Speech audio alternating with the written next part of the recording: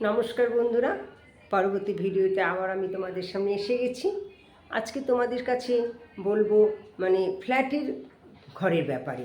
হ্যাঁ, দেখো, আমরা ফ্ল্যাটে যাই এবং নির্দিষ্টভাবে কোন দিকে ঘরের মুখ আছে, সদর দরজার মুখ থাকে বা পরপর কীভাবে ঘর থাকে, সেই সব বিচার বিবেচনা করেই কিন্তু আমাদের ফ্ল্যাটে যেতে হয়, ঢুকতে হয়, কেমন ফ্ল্যাট কিনতে হয়। যাই হোক, তাহলে চলো শুরু করা যাক। আচ্ছা, লতার ডায়েরি চ্যানেলে যে সমস্ত বন্ধুরা আছো তাদের সকলকে জানাই স্বাগত।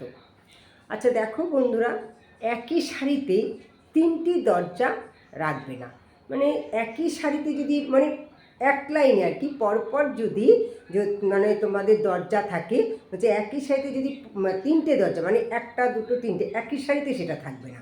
বলা হচ্ছে যে একই সারিতে তিনটে দরজা থাকা ফেংশুই বিজ্ঞানে এক মারাত্মক দোষ। এই দরজাগুলির মধ্য দিয়ে এনার্জি প্রবলভাবে প্রবাহিত হয়, ফলে একদম শেষের ঘরের লোকেরা এই দোষের জন্য ভীষণভাবে ক্ষতিগ্রস্ত হয়। এই দোষ খণ্ডনের সহজ উপায় কি? সহজ উপায় হলো মধ্যের দরজাটি এক লাইনে না রেখে এক পাশে একটু সরিয়ে দেবেন। কেমন, বোঝা গেল? তাহলে এই পর্যন্ত। পরবর্তী ভিডিওতে আবার তোমাদের সাথে দেখা হচ্ছে। লাইক করবে, কমেন্ট করবে, শেয়ার করবে, কেমন?